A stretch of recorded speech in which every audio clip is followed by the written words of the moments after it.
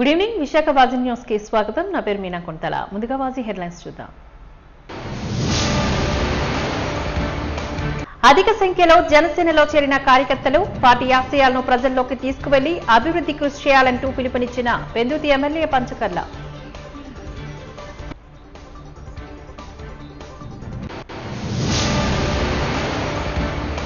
మోసానికి brand ambassador చంద్రబాబే అంటూ విమర్శలు గుప్పించిన రాజ్యసభ సభ్యులు, అమలు కాని హామీలతో ప్రజలకు వెన్నుపోటు పొడిచారు అంటూ ఆరోపించిన గొల్లాబాబురావు.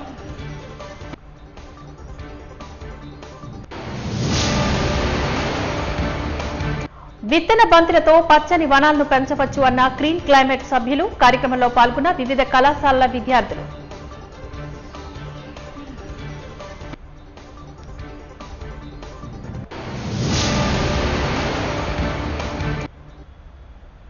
ఇక డీటెయిల్స్ చూద్దాం. పాయకరావుపేట నియోజకవర్గంలో వైసీపీ పార్టీ సర్పంచ్లను, ఎంపీటీసీలను మరియు సీనియర్ నాయకులను జనసేన పార్టీ కండువా కప్పి పార్టీలోకి ఆహ్వానించారు. జనసేన పార్టీ ఉమ్మడి విశాఖపట్నం రూరల్ జిల్లా అధ్యక్షుడు, పెందుర్తి నియోజకవర్గ శాసనసభ్యులు పంచకర్ల రమేష్ బాబు, సుజాతనగర్ క్యాంపు కార్యాలయంలో జనసేన పాయకరావుపేట నియోజకవర్గ ఇన్ఛార్జ్ గెడ్డం బుజ్జి ఆధ్వర్యంలోని జనసేన పార్టీ ఉమ్మడి విశాఖపట్నం రూరల్ జిల్లా అధ్యక్షులు, పెందుర్తి నియోజకవర్గ శాసనసభ్యులు పంచకర్ల రమేష్ సమక్షంలోని పాయకరావుపేట నియోజకవర్గం, పాయకరావుపేట మండలం నుంచి కుమారపురం, రాజగోపాలపురం, కందిపూడి గ్రామాల నుంచి వైఎస్ఆర్ కాంగ్రెస్ పార్టీ రాజగోపాలపురం గ్రామ సర్పంచ్ యానంరెడ్డి లోవరెడ్డి వారి అనుచరులతో కలిసి సుమారు 100 మంది జనసేన పార్టీలోకి జాయిన్ అయ్యారు. ఈ సందర్భంగా జనసేన పార్టీ నుంచి ఉమ్మడి విశాఖపట్నం రూరల్ జిల్లా అధ్యక్షులు, పెందుర్తి నియోజకవర్గ శాసనసభ సభ్యులు పంచకర్ల రమేష్ బాబు మాట్లాడారు. జనసేన పార్టీ ఆశయాలను ప్రజల్లోకి తీసుకువెళ్లి పార్టీ అభివృద్ధికి కృషి చేయాలంటూ పిలుపునిచ్చారు.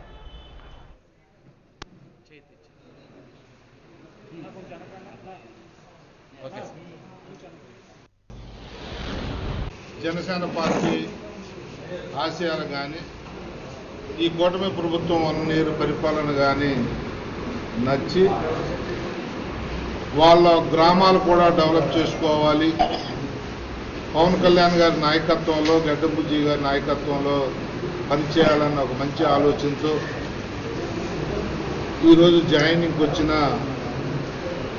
ప్రతి ఒక్కరిని స్వాగతిస్తూ కుమారపురం, రాజగోపాలపురం, కందిపూడి గ్రామాల నుంచి ఒక సర్పంచ్ గారు, ఎంపీటీసీ, వారి మిత్ర బృందం అందరికీ కూడా స్వాగతం పలుకుతూ, ఏదైతే వారి నమ్మకాన్ని కానీ, వారి తాలూకా ప్రజలకు ఏదైనా చేయాలన్న వారి ఆశయాన్ని కానీ తప్పకుండా ఇక్కడ అమలు జరుగుతుంది.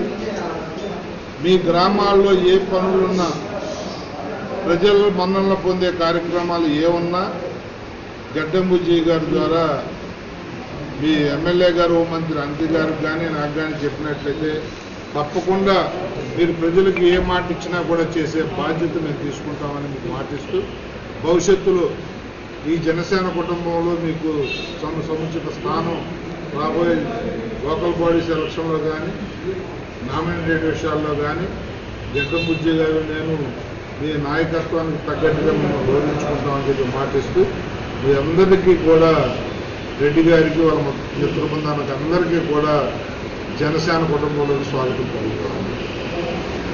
అలాగే గెడ్డం బుజ్జి గారు నాయకత్వంలో గెడ్డం బుజ్జి గారికి కూడా ఒక సముచితమైన స్థానం ఇవ్వాలని చెప్పి పార్టీ ఆలోచిస్తూ ఉంది. తప్పకుండా గెడ్డం బుజ్జి గారి నాయకత్వంలో పార్టీ ఇంకా చాలా జాయినింగ్లు ఉన్నాయి. పాయకరావుపేట నియోజకవర్గాన్ని జనసేనకు కంచుకోటగా తయారు చేస్తామని కూడా తెలియజేస్తారు. మేదరి కులాలకి ప్రభుత్వ ప్రోత్సాహకాలను అందించడంలో ప్రజాప్రతినిధులు చొరవ చూపాలి అంటూ అధ్యక్ష కార్యదర్శులు రామంజిపోల రాజు కోరారు. ఆంధ్రప్రదేశ్ మేదరి సంఘం ఆధ్వర్యంలోని నూతన కమిటీ ప్రమాణ స్వీకార కార్యక్రమానికి హాజరైన ఎమ్మెల్యే వంశీకృష్ణ ముఖ్య అతిథులుగా హాజరయ్యారు. ఈ సందర్భంగా మేదరి వర్గ పేద ప్రజలకు ఇళ్లను కేటాయించాలని కోరారు. ఈ సందర్భంగా అధ్యక్ష కార్యదర్శులు మాట్లాడుతూ, ఈ సందర్భంగా వారు మాట్లాడారు. మేదరి సామాజిక వర్గ ప్రజలు ఆర్థిక, రాజకీయ రంగాల్లో వెనుకబడి ఉన్నారని, వారిని ప్రోత్సహించే దిశగా ప్రభుత్వ పథకాన్ని విరివిగా అందించాలని కోరారు. వ్యాపార ప్రోత్సాహానికి కమిటీని ఏర్పాటు చేసి రుణాలు మంజూరు చేయాలని కోరారు.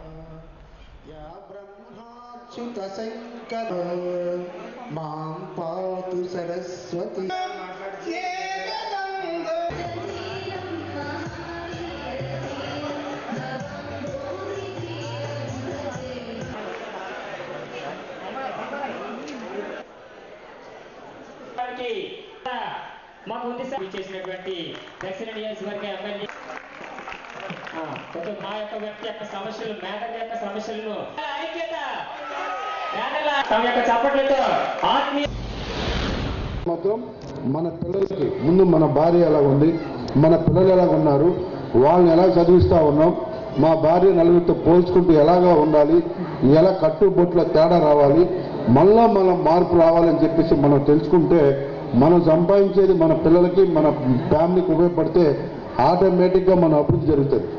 అదొక్కటే లేదు, ఇంకేమీ లేదు. మనకంటే 4 సార్లు ఎవరు పుట్టరు, అందరూ అలాగే పుడతారు, అందరూ అలాగే పెరుగుతారు. సో మనం చేసిన తప్పల్లా మన పిల్లల్ని ఉన్నతమైన చదివించకపోవడం, విచ్చలవిడిగా ఖర్చులు పెట్టేయడం, మన డబ్బులు మనకు వాడుకోకుండా రకరకాలుగా మనం ఉండడం వల్ల ఇవాళ మనం సామాజికంగా వెనుకబడిపోతా ఉన్నాం, ఆర్థికంగా వెనుకబడుతూ ఉన్నాం. ఇవాళ ఆర్థికంగా ఎదుగుదల ఉంటే అన్నీ ఆటోమేటిక్గా వస్తాయి. ఏముంటుంది తేడా మనకి వాళ్ళకి?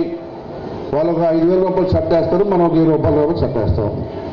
వాళ్ళు 5,000 రూపాయలు షూ కొంటే మనం 2,000 షూ. అదే తేడా. ఉన్నత వర్గానికి వెనుకబడిన వర్గానికి ఉన్న తేడా అదే. సో ఆ తేడా కూడా మనం ఎందుకు ఉంటుంది? అని ఆధ్వర్యంలో రాష్ట్ర మేధల సంఘ కార్యవర్గాన్ని ఎంతో బలపరిచి ఈరోజు మా మేధర్ల సమక్షంలో మీటింగ్ ఏర్పాటు చేసుకోవడం జరిగింది. దీనికి ముఖ్య అతిథులుగా ఆయన ముందర మేము తిరిగించి మా కష్ట సుఖాలని మేము ఈరోజు చెప్పుకోవడం జరిగింది. అదేవిధంగా మా ఆంధ్రప్రదేశ్లో ఉన్నటువంటి మహేంద్ర మేధర కులస్తులు అటవీ ప్రాంతాల్లో ఎరుకుల, చెంచుల, గిరిజనులతో సమానంగా వెదురు వృత్తులపై ఆధారపడుతూ మేము జీవన విధానాన్ని అవలంబిస్తున్నాము. అదేవిధంగా ప్రపంచ దేశాలకు నాగరికత నేర్పిన మా మేధర కులము ఈరోజు ఎంతో దుర్భరమైన పరిస్థితుల్లో ఏర్పాటు జరిగింది. ఆ రోజు కుటీరాలు వేసుకోవాలన్నా, నివాసాలు ఏర్పరచుకోవాలన్నా కూడా మా వెదురు వృత్తుల మీదే నివాసాలు ఏర్పరచుకున్నాయి. ఈ పొద్దు తల్లి గర్భంలో నుంచి బయటికి వచ్చినప్పటి నుంచి పాడి ఎక్కేంత వరకు అనుబంధాలు ఉన్నటువంటి మా మేధర కులము మేము అడగంటిపోతున్నాము. మా కుల వృత్తులు కనుమరుగైపోతున్నాయి. మా జీవితాలు దుర్బలమైన జీవితాలు అవలంబిస్తున్నాం. అటవీ ప్రాంతాల్లో అయితే ఎరుకుల, చెంచుల, గిరిజనులు మాత్రము వాళ్ళు ఎస్టీగా కొనసాగుతూ వాళ్ళు రాజయోగాలు అనుభవిస్తున్నారు. మేము బీసీఏగా కొనసాగుతూ మేము అడవి ప్రాంతంలో జీవిస్తున్నాము. అదేవిధంగా నగర ప్రాంతాల్లో అయితే మురికి కాలువల పక్కన నివాసాలు ఏర్పరచుకొని దుర్భరమైన జీవితాలు అవలంబిస్తున్నాము. ఒకవేళ చదివిన రిజర్వేషన్ సౌకర్యాలు లేక వెనుకబడిపోతున్నాము. ఈ విధంగా మేము 47 సంవత్సరాల నుంచి కూడా సుమారుగా మా పెద్దల దగ్గర నుంచి గల్లీ నాయకుల దగ్గర నుంచి ఢిల్లీ నాయకుల వరకు మేము ఎన్నో మెమరాండాలు ఇచ్చినప్పటికీ మా మెమరాండాలు చెత్తకు పలకే పరిమితమైనవి తప్ప మాకు ఎలాంటి న్యాయం జరగలేదని కూడా మేము సభాముఖంగా ఎమ్మెల్యే గారికి కూడా తెలియజేశాము. అదేవిధంగా మా కత్తులు అడిగినా మా బతుకులు మారలేదు, మా జీవన విధానాలు మారలేదు. మా ప్రభుత్వాలు మాకు రావాల్సినటువంటి మాకు ఎస్టీని మాకు చేర్చలేదు. మాకు అన్ని హక్కులు షెడ్యూల్ ట్రైబ్స్లో 24FU ప్రకారంగా మాకు అన్ని అనుమతులు ఉన్నా కూడా మాకు ఎస్టీలో చేర్చకుండా మమ్మల్ని నిర్లక్ష్యం చేస్తున్నారు. రాష్ట్ర ఆదాయం పెంచేందుకు వ్యాట్ నిధులను కేంద్రం నుంచి పొందే దిశగా సీఎం చంద్రబాబు నాయుడు దృష్టి సారించాలి అంటూ తెలుగు శక్తి అధ్యక్షుడు బివి రామ్ అన్నారు. ఈ మేరకు నగరంలోని ప్రైవేట్ హోటల్లో ఏర్పాటు చేసిన విలేకరుల సమావేశంలో సీఎం రాకను పురస్కరించుకుని అనేక సూచనలు, సలహాలు చేయనున్నట్లుగా తెలిపారు. ఏపీరియల్ పార్క్లోని దాదాపు అన్ని యూనిట్లు మూసివేసే దశలో ఉన్నాయని, అధికారులు దీనిపై ఏనాడు సమీక్ష గాని దృష్టి సారించిన పాపాన పోలేదని ఆరోపించారు. రాష్ట్ర ఆదాయాన్ని పెంచే దిశగా ప్రతి రంగంలోనూ సమీక్ష సమావేశాలను నిర్వహించి దృష్టి సారించాలని కోరారు. వ్యాట్ వలన దాదాపు సంవత్సరానికి రాష్ట్ర ప్రభుత్వానికి 5,000 కోట్ల రూపాయల ఆదాయం చేకూరుతుందని తెలిపారు. నిరుద్యోగ యువతకి ఉపాధి కలపాలని అన్న సంకల్పంతో ఎంటర్ప్రెన్యూర్షిప్ డెవలప్మెంట్ జరగాలని ఉద్దేశంతో పెట్టడం జరిగింది. మరి రేపు ముఖ్యమంత్రి గారు విశాఖపట్నం పర్యటన చేయబోతున్నారు. మరి గతంలో మనం చూసాం GST 2017 GST వచ్చింది. నాటి వరకు ఏదైతే వ్యాట్ ఉందో ఆ వ్యాట్ని కేంద్ర ప్రభుత్వం రాష్ట్ర ప్రభుత్వం వదిలిస్తుంది. ఏమంటే ఏదైతే వ్యాట్ బకాయిలు ఉన్నాయో ఆ బకాయిలన్నీ రాష్ట్ర ప్రభుత్వాన్ని డీల్ చేయమని చెప్పి కేంద్ర ప్రభుత్వం 2017లో వదిలేసింది. కానీ దురదృష్టం ఏంటంటే మన రాష్ట్రం వెనకబడిపోయింది. పక్క రాష్ట్రాలైన వెస్ట్ బెంగాల్, తమిళనాడు, గుజరాత్, మహారాష్ట్ర ఈ అన్ని రాష్ట్రాల్లో కూడా 1% చేసుకుని వాళ్ళు రెవెన్యూ రాబట్టుకున్నారు. కానీ మన రాష్ట్రంలో రెవెన్యూ సుమారు 5,000 కోట్ల రూపాయలు రెవెన్యూ ఉండిపోయింది. ఎవరి దగ్గర అంటే ఇండస్ట్రీస్ దగ్గర ఉండిపోయింది. ఆ ఇండస్ట్రీ కాయలాపడే పరిస్థితులు అయిపోయింది. నేను ఒకటే కోరుతున్నాను, ముఖ్యమైన జగన్మోహన్ గారిని, రేపు మీరు విశాఖపట్నం పర్యటన వస్తున్నారు, దయచేసి ఏదైతే ఆర్ఆర్ యాక్ట్ కింద పెట్టి ఈ వ్యాట్ డబ్బులు ఏవైతే బాకీలు ఉండిపోయినాయో ఈ బాకీల్ని వసూలు చేసిన బాధ్యత ప్రభుత్వం పైన ఉంది, అధికారుల పైన ఉంది. కానీ ఇక్కడ అధికారులు తప్పుడు వ్యవహరించి ఇవాళ ఆర్ఆర్ యాక్ట్కి వెళ్ళిపోయి కోర్టులు నడుస్తున్నాయి కేసులని. అంతేలా దీనివల్ల పరిశ్రమ మూతపడిపోయింది, ఉపాధి కోల్పోయారు, రాష్ట్రపతి రెవెన్యూ పోయింది. మరి గడిచిన 5 ఏళ్ళలో జగన్ పాలనలో దీన్ని దృష్టి సారించలే. నేను కోరేది ఒకటే, ఇప్పుడైనా సరే చంద్రబాబు నాయుడు గారు దీనిపైన దృష్టి సారిస్తే మీరు పెనాల్టీస్ రద్దు చేసి ఓటీఎస్ ఇస్తున్నట్లయితే రాష్ట్రానికి మినిమం 5,000 కోట్ల రూపాయలు ఆదాయం వస్తే మనం చేస్తాను. ఇది వ్యాట్ ఆదాయం. మరి ఇంత డబ్బు మరి వదిలేస్తామంటే మరి ప్రభుత్వం చేతకదనం అంటే ఏమిటి అడుగుతున్నాం. నెంబర్ 2, విశాఖపట్నంలో 2001 నుంచి 2002 అపరల్ పార్క్ మీరు ముఖ్యమంత్రి ఉండగా టైంలో హాటూర్ నగర్లో స్థాపించారు. 120 ఎకరాలు, దగ్గర 150 మంది యూనిట్లు పెట్టారు. ఈరోజు 20 మంది మాత్రమే పనిచేస్తున్నాయి, మిగతా అన్ని సిక్ అయిపోయినాయి. సేమ్ ఇదే అక్షరాపురంలో ఏదైతే నడుస్తుందో బ్రాండెక్స్, సేమ్ అది ఇది ఒకటే. మరి అక్కడ అది నడుస్తున్నప్పుడు ఇక్కడ ఎందుకు మూతపడిపోయినాయి? దీని మీద అధికారులు ఎవరైనా కనీసం రివ్యూ చేద్దామని ఆలోచించారా? లేదు. మూతపడిపోతే వాళ్ళ కోట్లాది రూపాయలు విలువ చేసే భూములకు అప్పచెప్పి ఈరోజు ఎటువంటి ప్రయోజనకరం లేకుండా మనం పక్కన పడేస్తాం. నేను కోరేది ఒకటే, మీరు ఆనాడు మంచి సంకల్పం పెట్టారు, కానీ మీ సంకల్పం ఇవాళ ఫెయిల్ అయింది. నేను కోరేది ఒకటే, నేషనల్ స్మాల్ స్కేల్ ఇండస్ట్రీస్ కార్పొరేషన్కి 2 ఎకరాల భూమి అలాట్ చేసినట్లయితే వాళ్ళు ఆ చుట్టుపక్కల ఉన్న యువతకి కానీ మహిళలకు కానీ ట్రైనింగ్ ఇచ్చి నైపుణ్యం తీసుకొచ్చి డెఫినెట్గా మళ్ళీ అపరల్ పార్క్ బ్రహ్మాండంగా మీరు ఏదైతే ఆశ పెట్టారో మీ ఆశ నిలబడుతుంది మనం చేస్తాం. ఇవాళ ఆ అపరల్ పార్క్ నిజంగా చేస్తే ఇక్కడ విశాఖపట్నంలో ఉన్న ఏవైతే యూనిఫామ్లు కానీ ఇతర కంపెనీలు కావాల్సిన ఇవి కానీ మొత్తాన్ని వీళ్ళు చేసి పెడతారు. అంటే ప్రతి మహిళ స్వయం శక్తితో వాళ్ళకి రావచ్చు.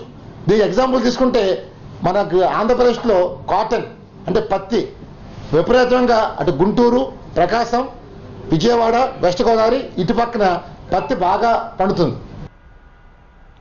జగన్ అంటే నమ్మకం, చంద్రబాబు అంటే మోసం అనే పేరిట పుస్తక ఆవిష్కరణ కార్యక్రమం మదనపాలెం వైసీపీ కార్యాలయంలోని రాజ్యసభ సభ్యులు గొల్లాబాబురావు, జిల్లా అధ్యక్షుడు కేకే రాజు తదితరులు మాట్లాడారు.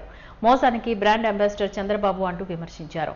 జగన్ అంటే నమ్మకమని, ఇచ్చిన మేనిఫెస్టోను పవిత్రమాత గ్రంథాల భావించి అన్ని హామీలను నెరవేర్చిన ఘనత చంద్రబాబుకే దక్కుతుందని అన్నారు. అమలుకు సాధ్యం కాని హామీలను ప్రజల ముందు నుంచి తీరా అధికారం వచ్చాక నెరవేర్చేందుకు మీనమేషాలు లెక్కపెడుతున్నారంటూ విమర్శలు గుప్పించారు.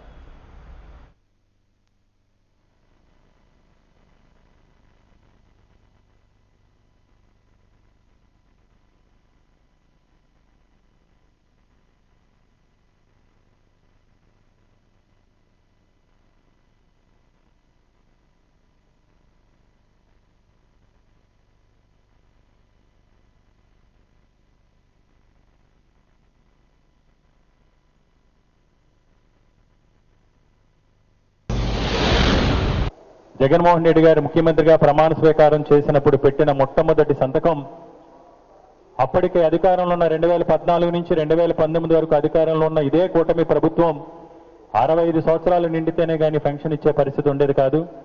అది కూడా శాచురేషన్ పద్ధతిలో కాకుండా ఎవరైనా ఆ గ్రామంలో కానీ, ఆ వార్డులో కానీ, ఆ సచివాలయ పరిధిలో కానీ పెన్షన్ తీసుకునేవారు చనిపోతే తప్ప కొత్తగా పెన్షన్ ఇచ్చే పరిస్థితి ఉండేది కాదు. అలాంటి దాన్ని మారుస్తూ ముఖ్యమంత్రిగా ప్రమాణ స్వీకారం చేసినప్పుడు జగన్మోహన్ రెడ్డి గారు పెట్టిన మొట్టమొదటి సంతకం వృద్ధాప్య పెన్షన్ వయసు 65 సంవత్సరాల నుంచి 60 సంవత్సరాలకు తగ్గించి అప్పటికి 2,000 రూపాయలుగా ఉన్న దాన్ని దఫదఫాలుగా 3,000 రూపాయలు చేస్తూ పెట్టిన మొట్టమొదటి సంతకం దగ్గర నుంచి ఈరోజు సచివాలయ వ్యవస్థ స్థాపన కానీ, రైతు భరోసా కానీ, మత్స్యకార భరోసా కానీ, నేతన్న నేస్తం కానీ, వైఎస్ఆర్ చేతు కానీ, వైఎస్ఆర్ చేదోడు కానీ, వైఎస్ఆర్ తోడు కానీ, ఈ విధంగా ముఖ్యంగా వెనకబడిన వర్గాల వారిని, వెనకబడిన వర్గాల్లో ఉన్న మహిళల ఆర్థిక స్వావలంబన కోసం జగన్మోహన్ రెడ్డి గారు తీసుకొచ్చిన సంక్షేమ పథకాలు తీరు కానీ, ఈరోజు మన తల్లికి వందనానికి చూపించే కార్యక్రమంలో ఎలాంటి షరతులతో ఏ విధంగా కోతలు పెట్టి వాతలు పెట్టినట్టు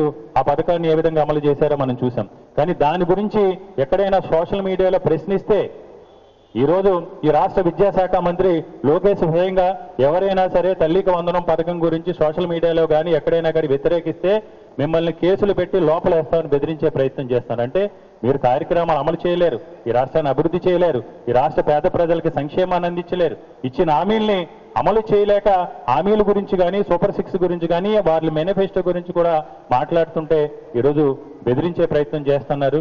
ఏది ఏమైనా ఈరోజు ప్రజల విజ్ఞులు ఈ పుస్తకంలో చాలా విపులంగా, దీనికి QR కోడ్ కూడా ఉంది. అంటే కొన్ని పుస్తకాలు వచ్చినాయి, మళ్ళీ తర్వాత మనం ప్రింట్ చేయడం జరుగుతుంది. ఈ QR కోడ్ స్కాన్ చేస్తే ప్రతి ఒక్క మొబైల్లోని కూడా మనం ఈ పుస్తకాన్ని మొత్తం డౌన్లోడ్ చేసుకోవచ్చు. అన్ని వివరాలు కూడా అందులో ఉన్నాయి. ముఖ్యంగా ప్రధానంగా ఈ పుస్తకంలో రూపొందించింది ఒకటి, ఈ ప్రభుత్వం అధికారం చేపట్టిన తర్వాత అరాచకాలు, దుర్మార్గాలు, దిగజారిన లాండ్ ఆర్డర్ గురించి, అదేవిధంగా రెడ్ బుక్ రాజ్యాంగం పేరుతో ఈరోజు ఈ రాష్ట్ర విద్యాశాఖ మంత్రి చేస్తున్న దాడుల గురించి, తీవ్ర అధికార దుర్వినియోగం గురించి, తప్పుడు కేసుల గురించి, మూడోది మహిళలు, చిన్నారులపైన ఘోరాలు. ఈరోజు మనం చూసాం మన రాష్ట్ర చరిత్రలో కానీ దేశ చరిత్రలో కానీ ఎన్నడూ లేనట్టు విధంగా మహిళల మీద అత్యాచారాలు కావచ్చు, మహిళల మీద దాడులు కావచ్చు, ఎంత విపరీతంగా. దీని అంతటికీ కూడా కారణం ఈ చంద్రబాబు నాయుడు గారు తీసుకొచ్చిన మద్యం విధానం. ఈరోజు మద్యం 24/7 ఏరులై పారుతుంది. ప్రతి గ్రామంలోని కూడా 24 గంటలు కూడా మద్యాన్ని తెరిచి ఈరోజు ఎవరైతే కాయ కష్టం కూలీ నాలి చేసుకుని కుటుంబాలు ఉన్నారో వారందరూ కూడా మద్యానికి బానిసలయ్యి ఈరోజు మద్యం కోసం దొంగతనాలు చేసే పరిస్థితులు వచ్చినాయి, మహిళల మీద దాడులు చేసే పరిస్థితులు వచ్చినాయి. ఇంట్లో భార్య యొక్క తాలిబొట్టును కూడా ఈరోజు తాకట్టు పెట్టే పరిస్థితులు ఈ ప్రభుత్వం ఈరోజు తీసుకొచ్చింది. దాని గురించి అదేవిధంగా చంద్రబాబు నాయుడు గారు ఎన్నికలకు ముందు, అంతకుముందు 10 సంవత్సరాలు 95 నుంచి 2004 వరకు ఒకసారి, 2014 నుంచి 2019 వరకు ఒకసారి ముఖ్యమంత్రిగా చేసింది ఆయన. యువకాలం పేరుతో రాష్ట్రం మొత్తం పర్యటన చేసిన లోకేష్ కలిసి రూపొందించి ఎన్నికల్లో గెలిచిన వెంటనే ఏమీ ఎరగనట్టు ఈరోజు ఈ రాష్ట్ర ఆర్థిక పరిస్థితి తెలియదని అట్రప్లాయపైన తీరు, ఆర్థిక వ్యవస్థ అస్తవ్యస్తమైంది, కూటమి డైవర్షన్ పాలిటిక్స్, విద్యా, వైద్యం, వ్యవసాయం నిర్వీర్యం, పారిశ్రామిక రంగం విలవెల చెందుతున్న తీరు, ఉద్యోగాలు ఇప్పిస్తానని నిరుద్యోగ పూర్తిస్తానని విఫలమైన తీరు, ప్రభుత్వ ఉద్యోగాలకు ఆశలు కల్పించి ఈరోజు నిర్లక్ష్యం చేసిన తీరు, అంతులేని అవినీతి, భూదందాలు, అదేవిధంగా 2019 నుంచి 2020 వరకు జగన్ గారు చరిత్ర గతిని మార్చి నవశకాన్ని లిఖించి ఈ విధంగా సుపరిపాలన అందించారనే అంశాన్ని. పద్మశాలి సంఘం సమ జనాభా ప్రాతిపదికన పద్మశాలి కులస్తులకు గాను సామాజిక, ఆర్థిక, రాజకీయ ప్రాధాన్యతను కలిగించాలని పద్మశాలి సంఘం రాష్ట్ర కన్వీనర్ పప్పు రాజారావు డిమాండ్ చేశారు. శంకరపట్నం రోడ్లోని పద్మశాలి భవన్లో పద్మశాలి కులస్తుల ఆత్మీయ సమావేశం నిర్వహించబడింది. పద్మశాలి గ్లోబల్ మొబైల్ యాప్ను ప్రారంభించారు. ఈ సందర్భంగా ఏర్పాటు చేసిన సాంస్కృతిక ప్రదర్శనలు అలరించాయి. అనంతరం రాజారావు ఈ సందర్భంగా మాట్లాడుతూ బీసీల్లో 10% ఉన్న పద్మశాలీలకు అన్ని విధాల అన్యాయం జరుగుతుందని చెప్పారు. చేనేత వృత్తి నిర్లక్ష్యానికి గురవుతుందని ఆవేదన వ్యక్తం చేశారు. జనాభా ప్రాతిపదికన పద్మశాలీలకు రిజర్వేషన్లో తగిన ప్రాధాన్యతను కల్పించాలి అంటూ డిమాండ్ చేశారు. అలాగే బడ్జెట్ కేటాయింపులను 200 నుంచి 2000 కోట్లకు పెంచాలని కూడా విజ్ఞప్తి చేశారు.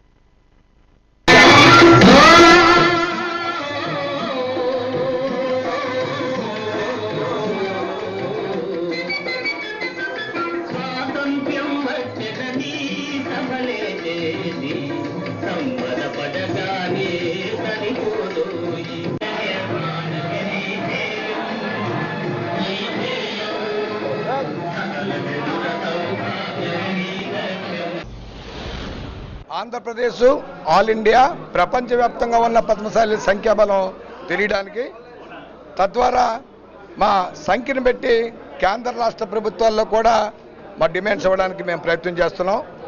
బీసీ కులాల్లో మరి రైతు తర్వాత అత్యంత అధికంగా ఉన్న చేతి వృత్తి చేనేత వృత్తి, అది ప్రభుత్వాలు చెప్తుంటారు వేదిక మీద. మరి అందులోనే ఆంధ్రప్రదేశ్లోనే చేనేత కళ అనేది మరి శ్రీమతి ఇందిరాగాంధీకి కూడా ఎలా మహాత్మా గాంధీ గారు పంచి కూడా ఇక్కడ శ్రీకాకుళం నుంచి వెళ్ళేది చేనేతకు. ఆ గుర్తు ముందు ప్రభుత్వాలు, కేంద్ర రాష్ట్ర ప్రభుత్వాల బడ్జెట్లు కేవలం నామమాత్రంగా 200 కోట్లు ఇవ్వడం చాలా బాధాకరమైన విషయం. ఈరోజు మా పెద్దలందరూ కూడా పద్మశాలిలో సామాజికంగా, ఆర్థికంగా, రాజకీయంగా ఎదగాలనే ఒక కాన్సెప్ట్ కూడా ఉంది. రాజకీయంగా అది ఉంటేనే ఈరోజు ఏ కులమైనా సరే అభివృద్ధి చెందుతుందని చెప్తున్నాం. బీసీ కులాలంటే రాష్ట్రంలో 4-5 కులాలకే రాజకీయ ప్రాంతం కల్పిస్తున్నారు. 139 కులాలన్న బీసీలు కానీ, 32 కులాలకు ఉన్న ఎంబీసీలు కానీ, మోస్ట్ బ్యాక్వర్డ్ క్లాసులు కానీ, ఈరోజు చాలా మంది అసెంబ్లీలో కానీ పార్లమెంట్లో కానీ కాలు పెట్టలేని జాతులు చాలా ఉన్నాయి. ప్రభుత్వాలు గుర్తించాలా. మేము ఈవేళ పోటీ చేయాలంటే ప్రజాసేవ చేస్తున్నాం, పోటీ చేయాలంటే ఆర్థికంగా వెనుకబడి వల్ల రాజకీయంగా పోటీ చేయలేకపోతున్నాం. మాలాడి కులాలు గుర్తించి ప్రభుత్వం ఒక మంచి నామినేటెడ్ పోస్టులు ఇస్తే ఆ నామినేటెడ్ పోస్టుల ద్వారా కులాలను ఏ కులానికి ఎంత ప్రాధాన్యత మేము చూసుకుంటాం. పద్మశాలి గ్లోబల్ యాప్ అన్నది ఒక ఆండ్రాయిడ్ అండ్ ఐఓఎస్ యాప్ మేము లాంచ్ చేశాము. 5 మంది మిత్రులను కలిసి ఒక ట్రస్ట్ ఫామ్ చేసుకొని ఈ యాప్ లాంచ్ చేయడం జరిగింది. మేరో వెంకటేశ్వర్లు గారు, కవర్తపు ప్రసాద్ గారు, గోలి తిరుపతిరావు గారు, కడిమి శేషయ్య గారు. ఇది ట్రస్ట్ ద్వారా ఓపెన్ చేయడం జరిగింది. త్వరలో ఈ 5 మంది ట్రస్ట్ను 200 మంది ట్రస్ట్ వరకు కూడా మేము విస్తరించే ఐడియాస్ ఉన్నాయి. ఈ యాప్ ఏ విధంగా ఉపయోగపడుతుందంటే మీకు అందరికీ కూడా ఒక డిజిటల్ ప్లాట్ఫామ్. మీరు పరిచయాలు పెంచుకొని బలవంతులు కండి. మా నినాదం ఏంటంటే నెట్వర్క్ అండ్ ఎంపవర్. మన పద్మశాలీలు దాదాపు 1,25,00,000 మంది ఉన్నారు విశ్వవ్యాప్తంగా కూడా. ఇందులో ఈ యాప్లో మనం ఒక 2 లక్షల మంది లేకపోతే 3 లక్షల మంది మెంబర్స్ అయ్యామంటే ఒకరికొకరు సహకరించుకోవడానికి, బలహీనుడు బలవంతుడు కావడానికి ఇది ఉపయోగపడుతుంది. అదేవిధంగా వ్యాపారులు కాకుండా మన పెళ్లి సంబంధాలకు కూడా ఇది ఉపయోగపడుతుంది. మీరు ₹1 ఖర్చు లేకుండా కూడా పెళ్లి సంబంధాలు చూసుకునే అవకాశం ఈ యాప్లో మీకు దొరుకుతూ ఉంది. కేవలం సంవత్సరానికి ₹100 మెంబర్షిప్ తీసుకుంటే నామమాత్ర మెంబర్షిప్ ద్వారా మీకు విభిన్నమైన వసతులు ఇందులో ఉన్నాయి. ఇంతవరకు ఏ కమ్యూనిటీ కూడా, ఏ వ్యవస్థలో కూడా ఇంత మంచి యాప్ తీసుకురాలేదు. మేము చాలా కష్టపడి ఇది తీసుకొచ్చాము. ఇదంతా కూడా మన అభ్యున్నతి కొరకు, పద్మశాలి ఘన చరిత్రను మరొకసారి పునఃస్థాపితం చేయడానికి ఈ యాప్ను తీసుకొచ్చాం. అందరూ కూడా మరొకసారి విన్నవించుకుంటున్నాను, విశ్వవ్యాప్త పద్మశాలి సోదరులారా, మీరు నిప్పుతో సమానం. నిప్పులో పుట్టిన భావన ఋషి సంతతి మీరంతా కూడా మనం మార్కండేయ స్వామి ఇచ్చిన దశ మనం ప్రయాణం చేయాలి. ఈ సమాజానికి ఒక మంచి దశ ఇచ్చిన వ్యక్తి ఎవరయ్యా అంటే మార్కండేయ స్వామి. వారు ఎన్నో పురాణాలు రచించినారు. ఆ పురాణాల వారసులు మనమంతా కూడా.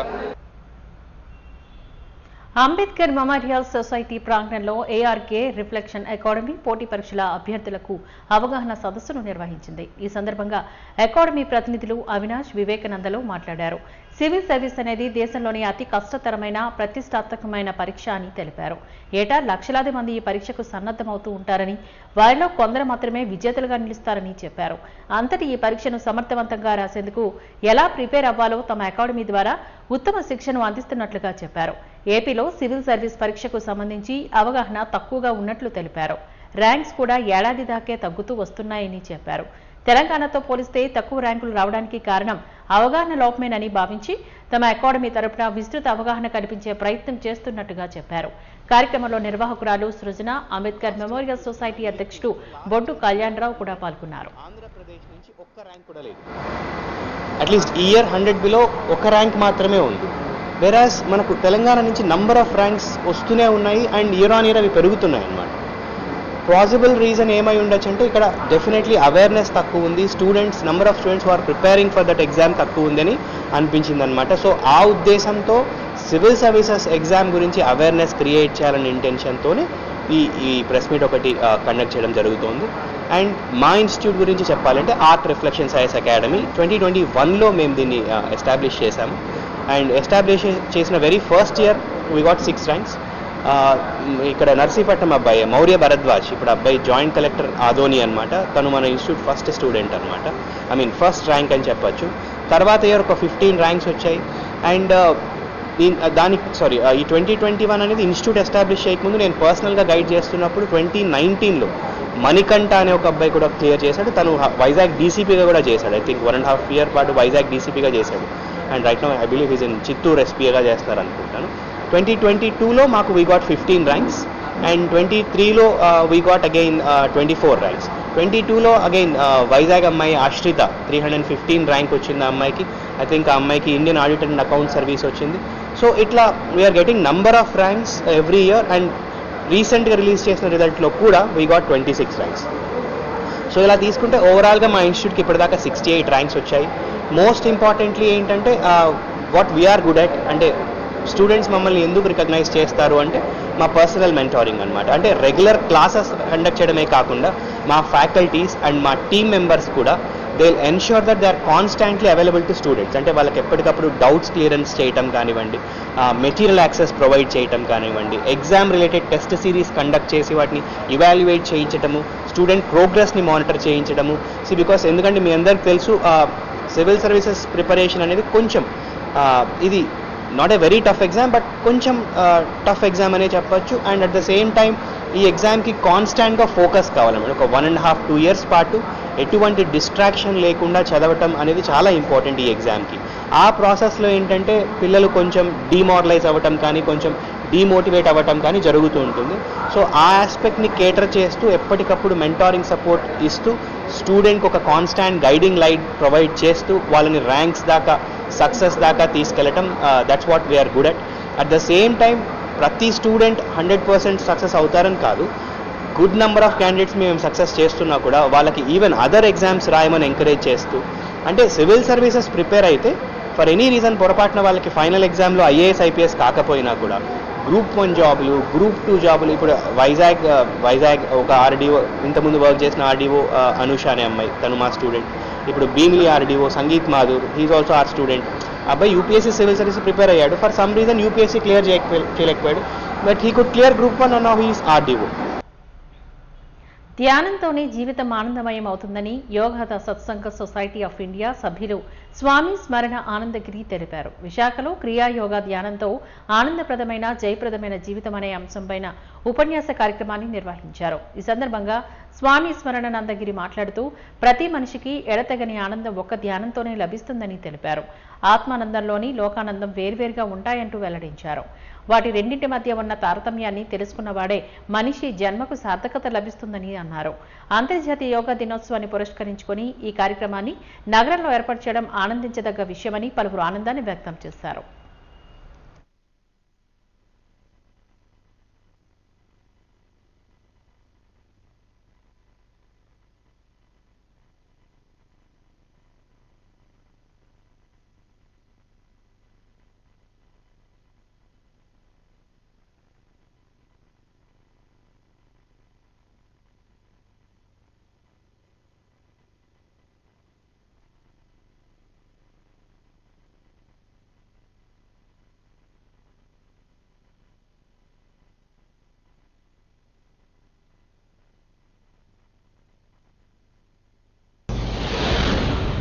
అన్ఫేడింగ్ హ్యాపీనెస్, పర్పెచువల్ హ్యాపీనెస్, ఎప్పుడు ఎడతెగని సంతోషం అనేది అందరి జయంగా కాదు. మనం ఏం చేసినా దానికోసం చేస్తాం, ఆనందం దొరుకుతుంది.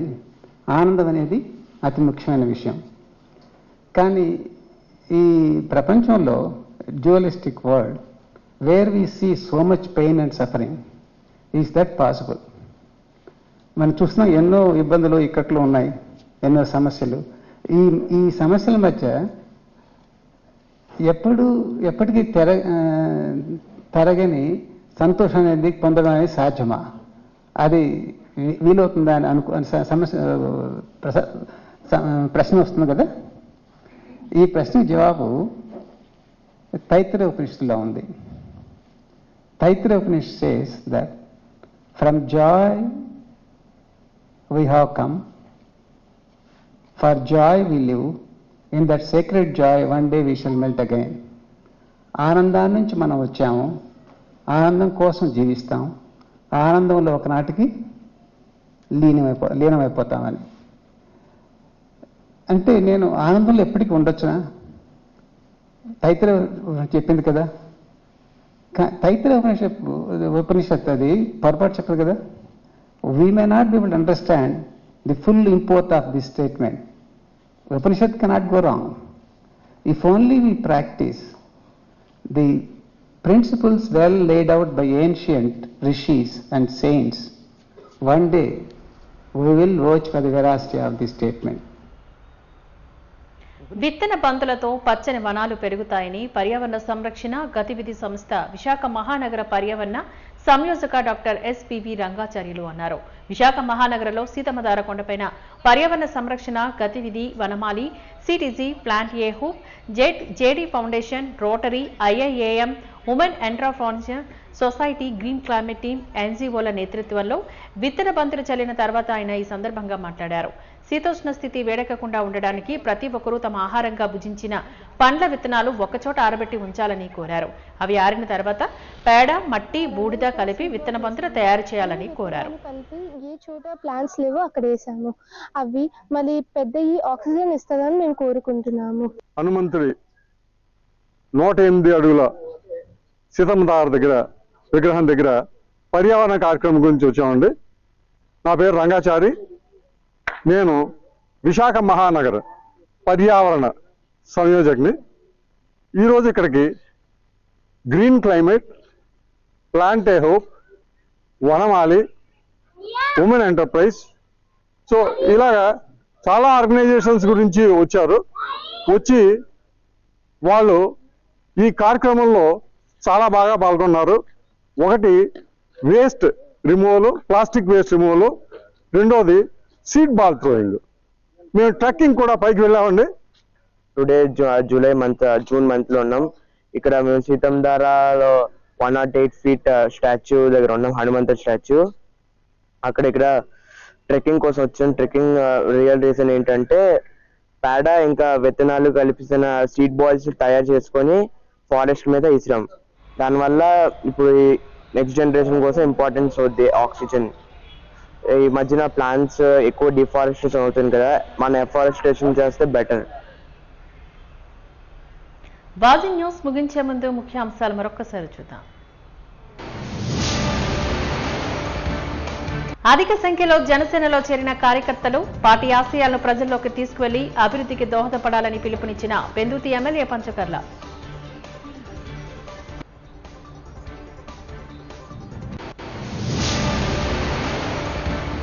మోసానికి బ్రాండ్ అంబాసిడర్ చంద్రబాబే అంటూ విమర్శలు గుప్పించిన రాజ్యసభ సభ్యులు. అమలు కాని హామీలతో ప్రజలకు వెన్నుపోటు పొడిచారు అంటూ ఆరోపించిన గొల్ల బాబురావు.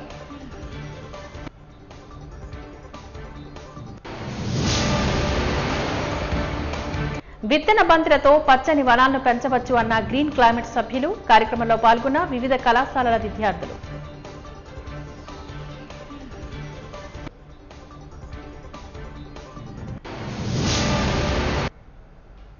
వాజింగ్ న్యూస్ ఇంతటితో సమాప్తం. నమస్కారం.